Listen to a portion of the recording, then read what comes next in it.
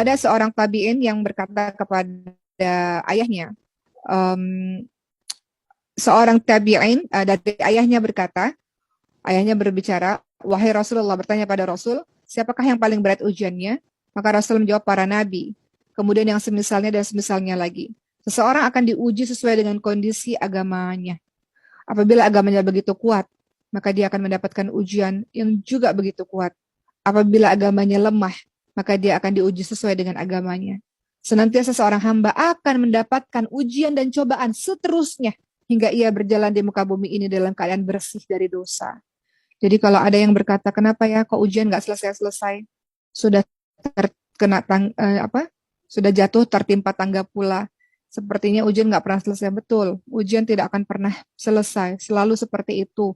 Teman-teman lihat dalam surah Al-Anbiya 35, kata Allah Subhanahu wa taala, "A'udzu billahi minasyaitonir rajim. Kullu nafsin dha'iqatul maut wa nabluukum bisyarri wal khairi fitnah wa ilaina turja'un."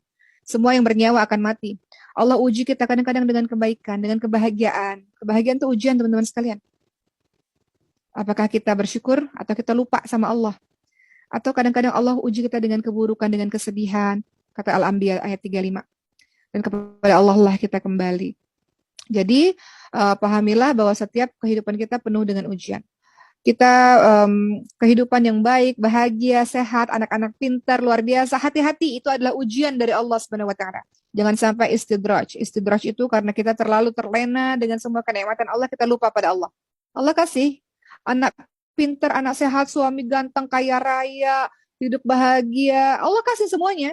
Tapi ketika kita lupa pada Allah, Allah tetap terus kasih kenikmatan, itulah yang dinamakan istidraj, jebakan dari Allah yang akan Allah kumpulkan dan Allah balas nanti di hari akhir. Itu yang lebih mengerikan.